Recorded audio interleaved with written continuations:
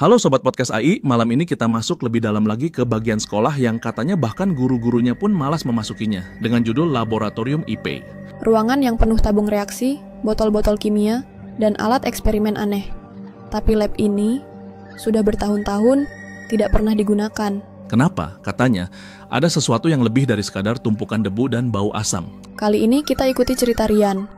Anak kelas 11, aktif, suka eksperimen, dan lumayan skeptis soal cerita horor. Suatu hari, karena tugas praktikum, guru IPA Rian nggak sengaja bilang, kalau ruang lab baru penuh, coba saja ke lab lama. Kalau berani. Rian tertawa waktu itu. Bersama dua temannya, Gilang dan Santi, mereka nekat cari alat praktikum ke lab lama itu. Gedung laboratorium itu ada di belakang taman sekolah. Pintu kayunya reyot, catnya mengelupas. Ada papan kusam tergantung. Laboratorium IPA ditutup. Pas mereka dorong pintunya, suara decitan keras bergema. Di dalam, ruangan itu gelap, hanya ada cahaya remang dari jendela kecil. Botol-botol berdebu berjajar di rak, cairan-cairan aneh mengambang di tabung kaca. Di salah satu sudut, ada meja eksperimen besar.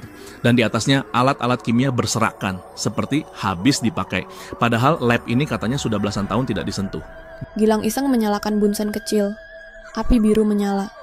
Tiba-tiba, semua pintu lemari di lab itu membuka sendiri dengan bunyi keras. Mereka bertiga kaget.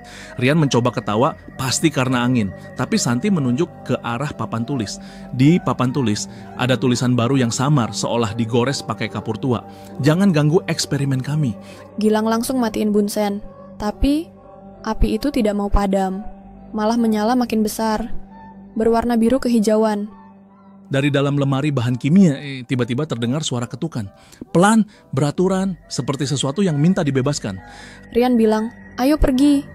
Tapi saat mereka mau lari, rak botol kimia di dekat pintu jatuh sendiri, menghalangi jalan keluar. Saat itu juga, lampu gantung tua di tengah ruangan berayun-ayun dengan keras, seperti ada seseorang atau sesuatu yang berlari mengelilingi mereka. Santi hampir menangis, tapi Rian sadar, satu-satunya jalan keluar adalah lewat jendela kecil di sisi kiri. Mereka lompat satu-satu lewat jendela, tapi sebelum Rian keluar, dia sempat menoleh sekali lagi ke dalam lab. Dan dia lihat, di meja eksperimen itu, ada 3 sosok kour, berbaju laboratorium putih. Mereka berdiri diam, menatap Rian dengan mata hitam kosong. Sejak hari itu, Rian dan teman-temannya tak pernah lagi berani mendekati lab IPA lama. Mereka bahkan menghindari taman belakang setiap istirahat.